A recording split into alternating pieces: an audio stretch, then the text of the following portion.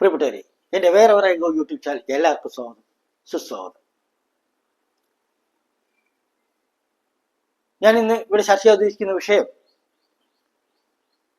നമ്മൾക്ക് ജീവിതം സന്തോഷത്തോടെ മുന്നോട്ട് കൊണ്ടുപോകണമെങ്കിൽ നമ്മൾ അനുവർത്തിക്കേണ്ട ഒരു പ്രധാനപ്പെട്ട കാര്യമുണ്ട്.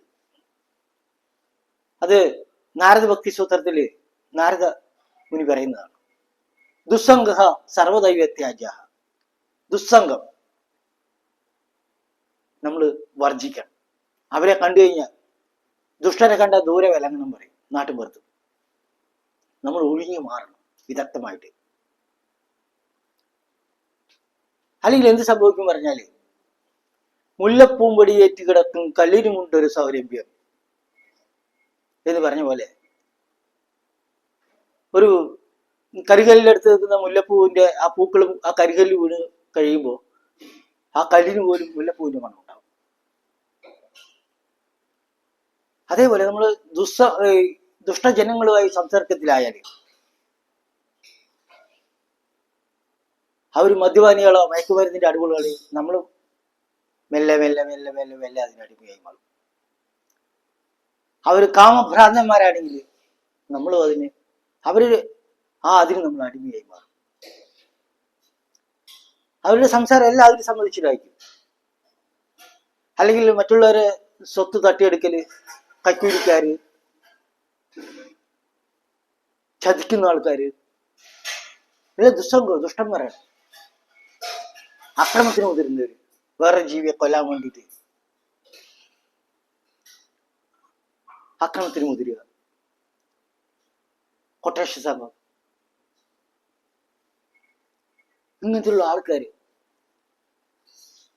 അക്രമത്തിന് പ്രേരിപ്പിക്കുന്ന ആൾക്കാര് വിദഗ്ധമായി കണ്ടിട്ടില്ലേ നമ്മൾ? അവരെ കുടുംബത്തെ, അവരുടെ മക്കളെയൊക്കെ സേഫായി നിർത്തും, മറ്റുള്ളവരെ കൊണ്ട് അക്രമത്തിന് പ്രയോഗിക്കുക. അങ്ങനത്തുള്ള ആൾക്കാരുടെ ദുഷ്ടജനങ്ങളാണ്, നിരീശ്വരവാദികൾ, ദൈവമില്ല അവർ.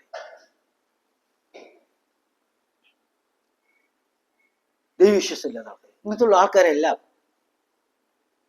നമ്മൾ കണ്ടു കഴിഞ്ഞാൽ വളരെ വിദഗ്ധമായിട്ട് അവരെ ഒഴിഞ്ഞു മാറണം. എപ്പോഴും നല്ല ആൾക്കാരായിട്ട് മാത്രം സംസർഗം ചെയ്യണം. എന്നാൽ മാത്രമേ നമുക്ക് നല്ല രീതിയിലൊരു ജീവിതം നയിക്കാൻ സാധിക്കുള്ളൂ. അല്ലെങ്കിൽ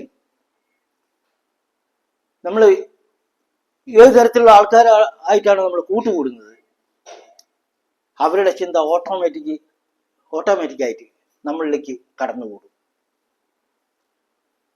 അവര് നമ്മളായിട്ട് മാറും, അല്ല നമ്മളും അവരായിട്ട് മാറും. A+B=B+A പറഞ്ഞ പോലെ ആവും. അപ്പൊ അത് ഒഴിവാക്കാൻ, നമുക്ക് സന്തോഷത്തോടെ ജീവിതം മുന്നോട്ട് നയിക്കുവാൻ ഈ ഒരു ശ്ലോകം നമ്മൾ എപ്പോഴും മനസ്സിലാക്കി. ശ്ലോകത്തിലെ വരി, ദുസ്സംഗ സർവദൈവത്യാജ്യ. Thank you very much for watching this video. Thanks a lot.